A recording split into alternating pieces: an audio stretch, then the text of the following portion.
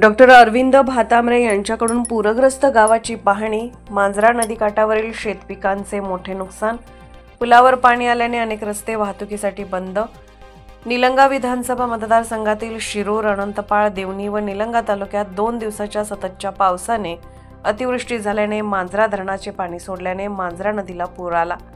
यातून शेती पिकाचे नुकसान झाले असून शेडगी गावात जनावरांच्या गोठ्यावर वीज पडल्याने 5 जनावरे दगावली।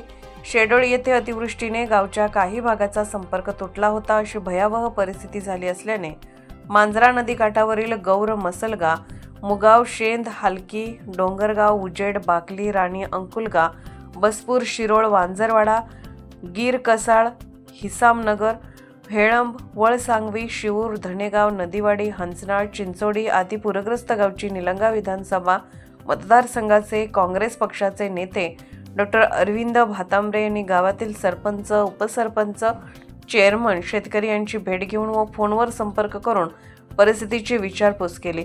प्रशासनाकडून येणाऱ्या सूचनांचे पालन करण्याचे आवाहन केले। निलंगा, शिरूर, अनंतपाळ व देवणी तालुक्यात परिसरात झालेल्या जोरदार पावसामुळे अनेक नद्यांना पूर आला आहे।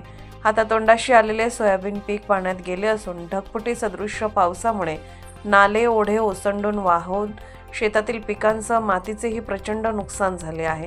चिंचोडी, नदीवाडी व हंसनाळ परिसरात सोयाबीन, मूग, उडीद, ऊस या पिकांचे मोठ्या प्रमाणात नुकसान झाले आहे। यासोबतच काही शेतकऱ्यांच्या घरात व शेतातील गोठ्याचेही नुकसान झाले असून शेतकरी बांधवांमध्ये चिंतेचे वातावरण निर्माण झाले आहे।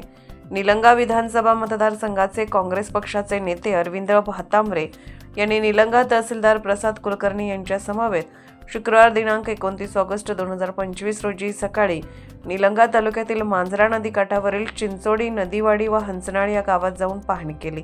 यावेळी निलंगा तहसीलदार प्रसाद कुलकर्णी यांच्या उपस्थितीत प्रशासनाशी समन्वय साधून आवश्यक त्या उपाययोजना तातडीने राबवण्यात याव्यात अशी शासनास मागणी करण्यात आली। मागील 2 दिवसापासून सतत होत असलेल्या मुसळधार पावसामुळे नागरिकांचे जीवनमान विस्कळीत झाले असून शेतकऱ्यांच्या पिकाचे मोठे नुकसान झाले आहे। या तिन्ही गावातील नागरिकांसमवेत चर्चा करून त्यांना धीर दिला। कसली अडचण असल्यास माझ्याशी संपर्क साधावा अशी विनंती केली। या परिस्थितीत सर्व नागरिकांनी स्वतः लक्ष घालून काळजी घ्यावयाची आहे। नदी, नाले, पूल ओलांडताना विशेष काळजी घ्यावी असे आवाहन डॉक्टर अरविंद भातांब्रे यांनी केले आहे।